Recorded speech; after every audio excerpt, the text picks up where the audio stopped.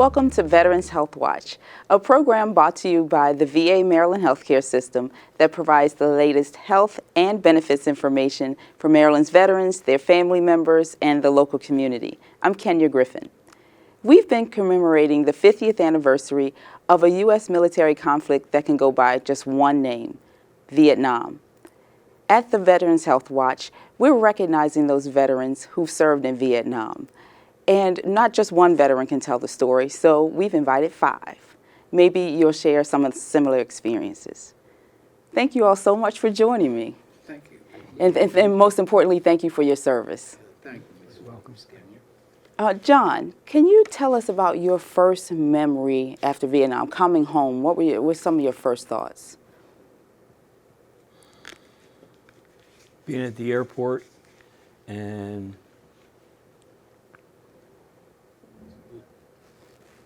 my parents meeting me. Yeah. But also walking to the airport knowing that they welcomed me home and coming through the airport in uniform and seeing for the first time some of the disdain the American people in general had for the Vietnam vet. I saw you get a little emotional when you said your parents were there to greet you and welcome you home. I couldn't imagine what it feels like to come home after you fought and have that disdain. What did that feel like to you once you were settled into your own home? And you had to keep living your life. I had to go live with them. I had no home of my own, so I had to go live with them anyway. But I found out in short order that my mom, she never understood. And my dad supported me in absolutely the best way he possibly could, although he'd never served. He couldn't, he was medically couldn't serve in the service. So I mean, he was very supportive. It was culture shock. I mean, I left combat, and thank God they don't do it today, but at least I hope they don't. In 24 hours, I went from combat to standing in the kitchen in my mom and dad's home. And it was absolute culture shock. Yeah. How did you, and I know some of you may have similar experiences. Donald, what was it like for you coming home? Pretty much, I think that was probably the experience for a lot of veterans. First off, when I came home in 1968, by that time they knew that there was problems at the airports and all. So they said, if you want to have a smooth trip, don't wear your uniform. So there again, we were 24 hours from a combat zone to mom's doorstep with no debriefings or anything. The people who had less than, when I came home, if you had less than 90 days, they let you out early. So you just went from warrior to civilian unceremoniously. I remember my mother asked me to wear a uniform one time. I said, no, I don't want to, but I'll do it for you. And I remember she was at the beauty parlor and introduced me, and she said, this is my son Donald. She says, I wish you could have met him before he went to Vietnam. That broke my heart. So what was readjusting like for you? John mentioned a culture shock.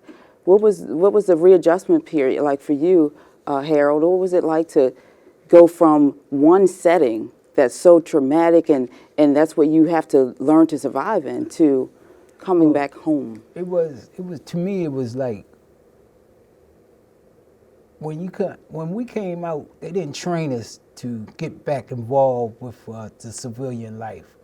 It was the traumatic part about it was that there was still a conflict within the civilians here not liking the Vietnam War, and also being black, there was a conflict as though I can't go here and I can't go there, and I was taught that I could fight for other people's freedom, but I couldn't fight for mine. So I had a conflict within myself and trying to get back to normal things, and I couldn't grasp it in my mind how normal it was, because I had just came fresh out of high school and didn't know what was going on, and I had been drafted.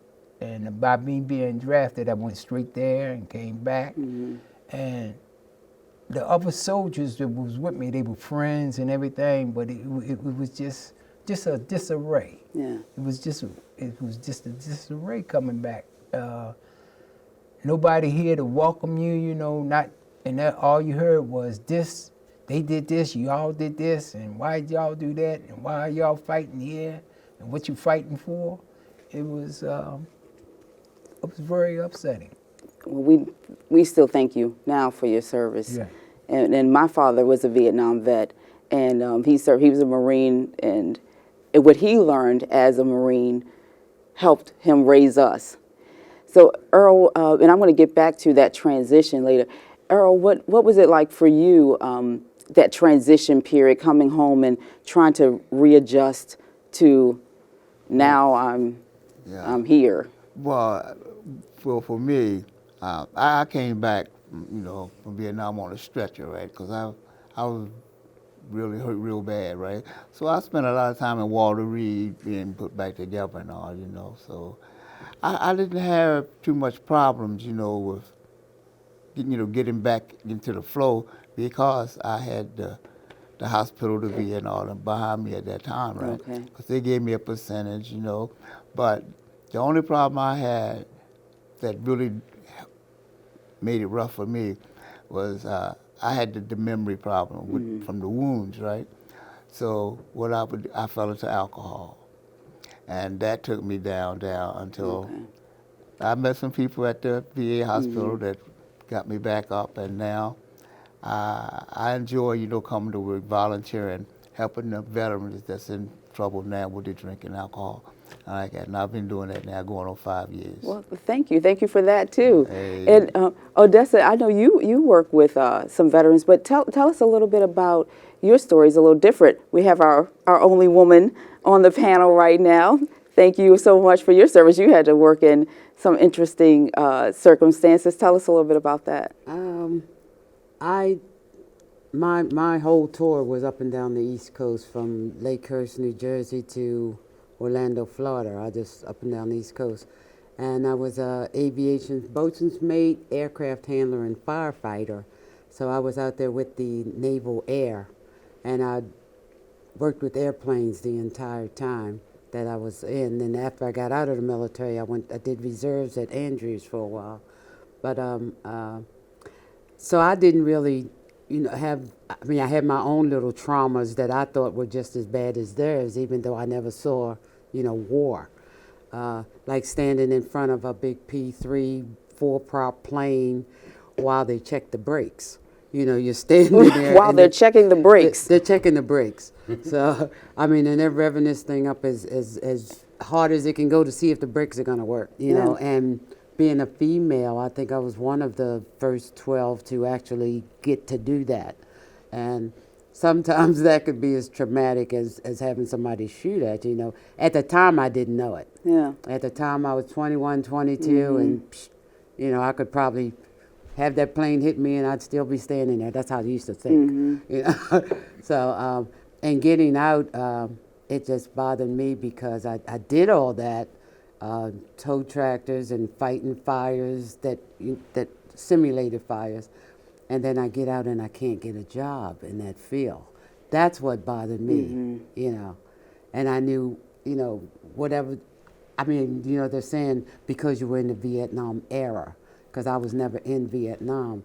But it just shocked me to get out and find out up and down the East Coast, I cannot get a job.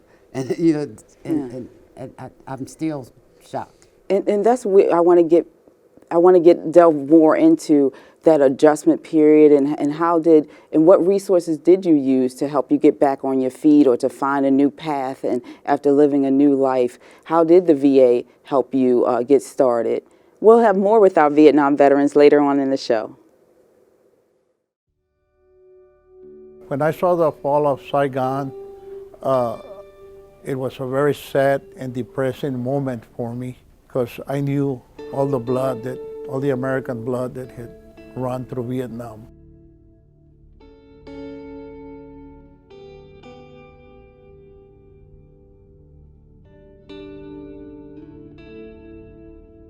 In April of 1975, as Saigon was beginning to fall, there were two main flags. One which flew outside the embassy and as the main flag was taken down by United States Marine Master Sergeant Juan Valdez on the last day before it was overrun by the North Vietnamese soldiers. In the confusion on that hectic day, the ceremonial flag was not removed from its stand. In the haste, in the panic to evacuate South Vietnam, many of the U.S. employees were not helped. Two Vietnamese employees who were very upset that they were not evacuated as promised, they tore down the ceremonial flag from its stand and tried to burn it. They were not successful because a young Marine lieutenant wrestled the flag away from them after a short struggle.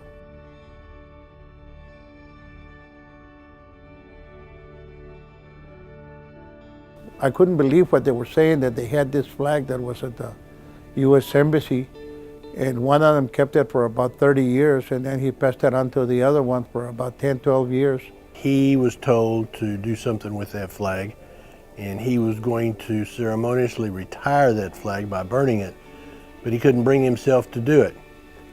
And they didn't know what to do with the flag, so they offered it to me, and immediately I said that I would take it and I would care for it. And Tony called me and he says, "Larry, I have something I want you to see." And so I met him in the parking lot at Denny's, and the moment he handed me that flag, I knew exactly where it came from.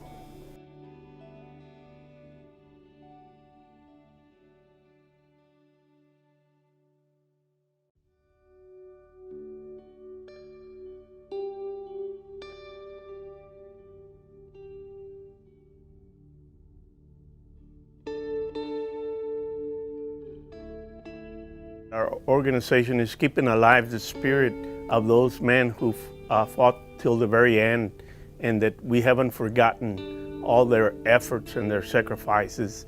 We're very proud when we're asked by different organizations to display the flag and tell the story of the flag at their local businesses. This is just a heartbreaking picture. This is the U.S. Embassy, the compound right here. As you can see, it's a North Vietnamese T-54 tank enters the compound. To hold that flag, which represented all of the over 1 million veterans and the over 58,000 who died in Vietnam, was really moving. To me, it's the greatest symbol of patriotism for all servicemen, past, present, and future. It gives me goosebumps and butterflies in my stomach, because it brings back a lot of memories, some good and some not that good. We have a mission to help those that have been abandoned or those in need. This is the spirit that we want America to know about, and that flag represents that feeling. We've had people offer to buy it and otherwise, and no, we are not going to sell it, and it's not going anywhere as long as I'm around.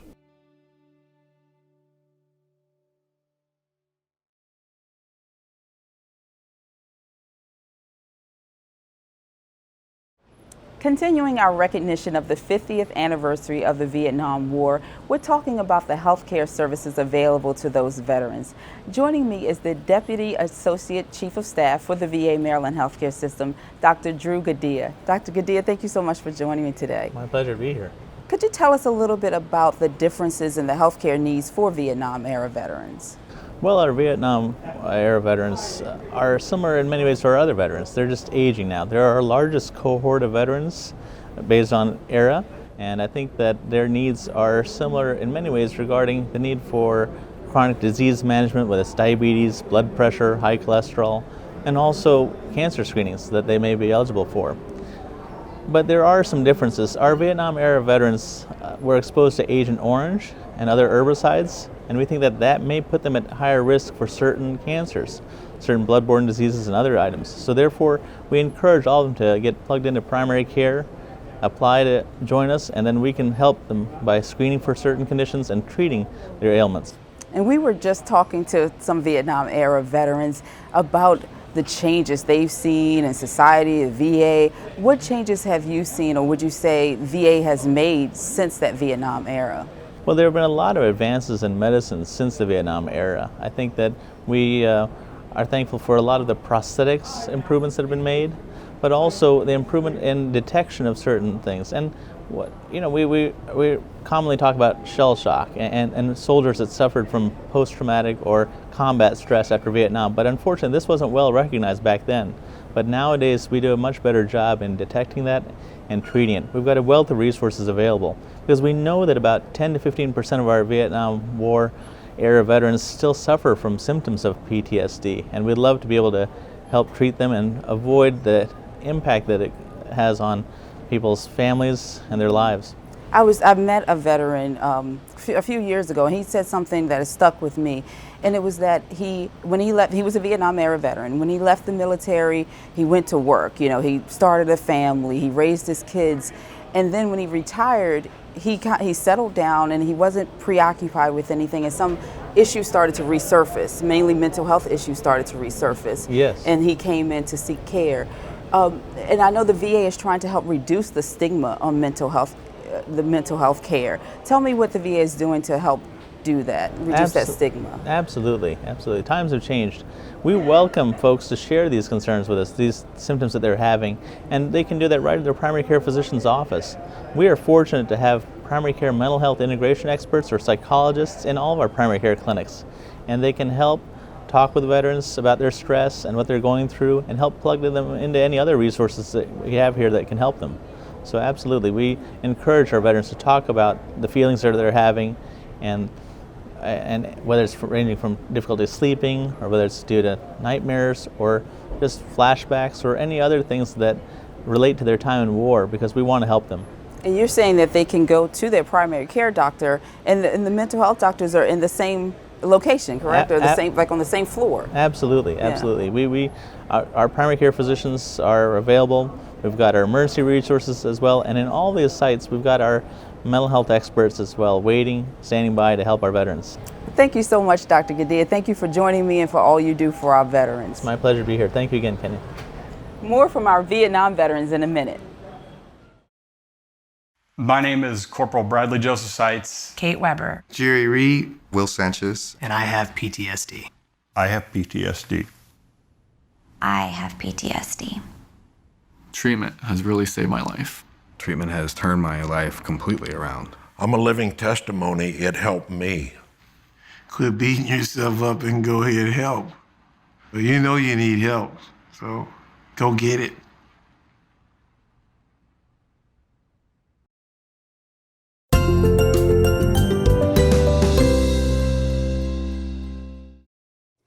Hi.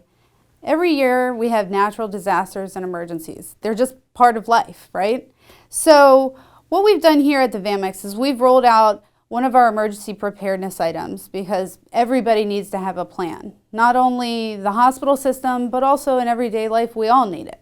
So we preach, have a plan, save yourself, save a friend, save a veteran. So one of the emergency preparedness devices we have going up and set throughout the VAMX is the bleeding control kit. So that's these boxes here. So within the bleeding control kit, there are 8 of these individual pouches. There's also a quick litter. So these were all designed after applications that were used in the military. And this is designed to stop the bleeding. On average, during any emergency or event, it can take anywhere from 5 to 15 minutes for first responders to arrive.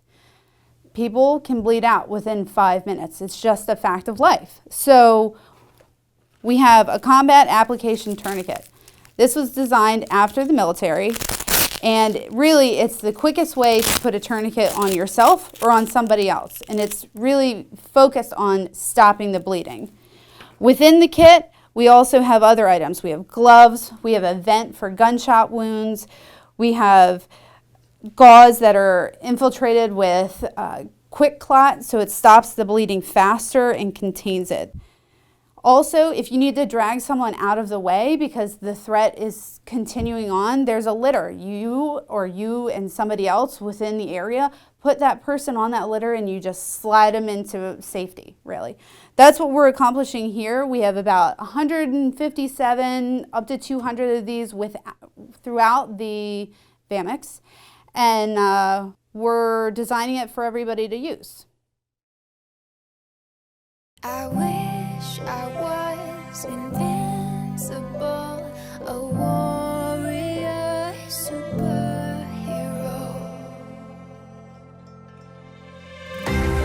Take a deep breath and count to 3. Sing my way back to happy. Let the notes flow like a symphony. Now I can see things differently. Take a deep breath and count to 3. See my way back to happy. Let the notes flow like a symphony. Now I can see things differently.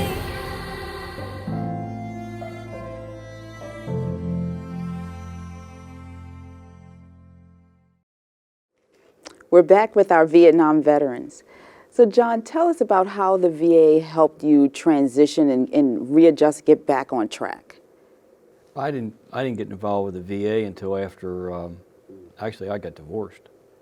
I pretty much just kept trucking on, and somehow you figured out how to deal with it, or you could feel people out real quick as to what they should know, what they shouldn't know, and I got a job and the rest of it. After I got divorced, my medical coverage went south, and in fact, my whole life went south.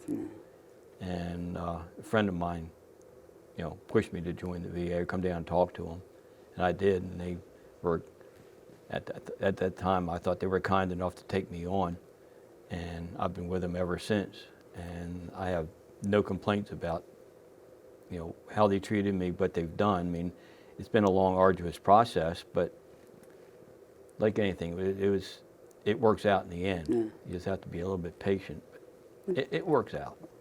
I really want to talk a little bit more about that transition, because most of Americans haven't dealt with anything that you've all seen. And Earl, you mentioned waking up in a totally different place and having a serious injury. Yeah. What was that like for you to recover? What was that process like for you? It was, first I couldn't remember, what had happened to me, all that, But I made it through it. I stayed in there for, about a year, maybe a year and a half, right? Medications and all.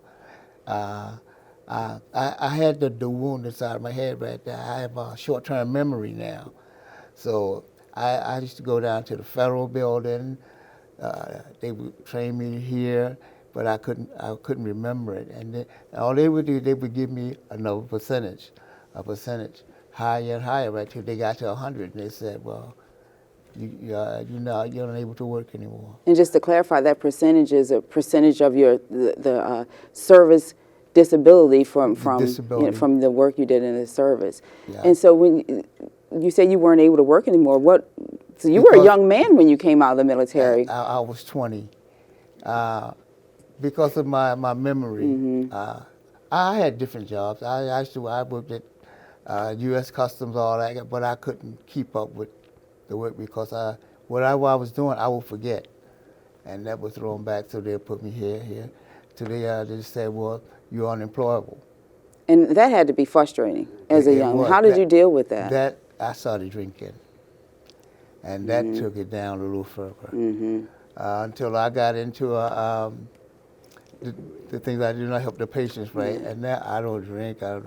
I enjoy coming to volunteer now. Yeah. That helps me. So, well, y'all know me. Yeah. And that we've heard, we were talking about PTSD and some other issues and how people self-medicate. Did anyone else run into those issues as part of their transition? Yes, I did. I ran into that issue. Matter of fact, see, I was U.S., and that means I was drafted. So When I came back, I had a job to go to. Okay. Because the government told the people that I worked for, which was Bethlehem Steel, to hold my job. I'll be gone 2 years. And when I came back, I worked. But my transition to get back in society didn't coordinate with what I was doing. My mind wasn't there. It was still over there. And that's when I first went to the VA. And when I first went to the VA, it was run by volunteers and doctors, but they didn't know about post-trauma stress disorder. And so I went to Prairie Point, and I stayed out of Prairie Point for 2 years, trying to get myself together. And I got together, and the thing was, while I was out Prairie Point, I learned the best thing is to helping other veterans and talking with different other veterans about the situation, about you coming back, and about what they went through and what you're going through. And that's how I became a volunteer, because helping those helped me to get better. And understanding them and helping me, because it was a thing where, like a support blanket, and I would support them and they would support me. And it goes hand in hand together, because that's where I got my strength and support, because being able to lean on them and having it back, it was a give and take situation. And Donald, I noticed you agreeing with or nodding your I head. think What was that somehow through, all my friends were veterans, okay, except my wife, and she's a veteran. She's anybody who's been with their wife 43 years is a veteran. Your wife is a veteran, no doubt, okay. But somewhere through that, I ended up with cheerful service to mankind. I was spared for who knows what, from some funky stuff like everybody who came home. So why did God spare me? I owed something to somebody, the people I served with. So we all had our issues, but I first started, I was always a socialite and I was not shy. So I went and raised sundries for veterans. I got National Guard truck in California and a couple National Guardmen to drive it.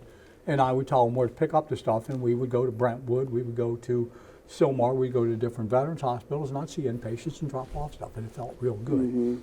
And they were running. When you came home, they treat you like you stole something. You know, like they would, oh, you trash, no. But I went over there to fight for you. Yeah. And that's why those veterans stood up. And that's how they treated us. I was told to my face one time that I had come back from a doctor's appointment here at the VA. And I tried to dress nicely so you don't look like a bum. And I walked into our local, alcoholic beverage, if you will, dispensary to have my obligatory 1 beer on Friday. And one guy looked at me and says, "What are you all dressed on?" I said, "Well, it came from the doctor." "Where's your doctor?" I said, "Well, at the VA." And they looked at me and said, "I don't know why you guys get any benefits at all. So you got paid to fight for this country." And that's why we thank you for, that's why I want to say thank you and say welcome home to you. I work for the VA. I thank you for your service. I thank you for what you've done. Like I said, I'm a daughter of a Vietnam era veteran, and what he learned made me who I am. My generation, we are proud of you. We thank you, and the VA is here to thank you and support you. We really thank you for your service and for your time and hanging out with me. All right. All right. Thank you for putting up with us. Sure. That's all for this edition of Veterans Health Watch. Remember, if you are a veteran or you know a veteran who is not using the VA Maryland healthcare system, give us a call, visit one of our facilities, or visit us online. We'd love to serve you. See you next time. You can find more episodes of Veterans Health Watch on our YouTube channel. Just type in VA Maryland Healthcare System in the search bar. And be sure to hit the subscribe button to get notifications of new videos. Don't worry, it's free. We'll see you on the next Veterans Health Watch.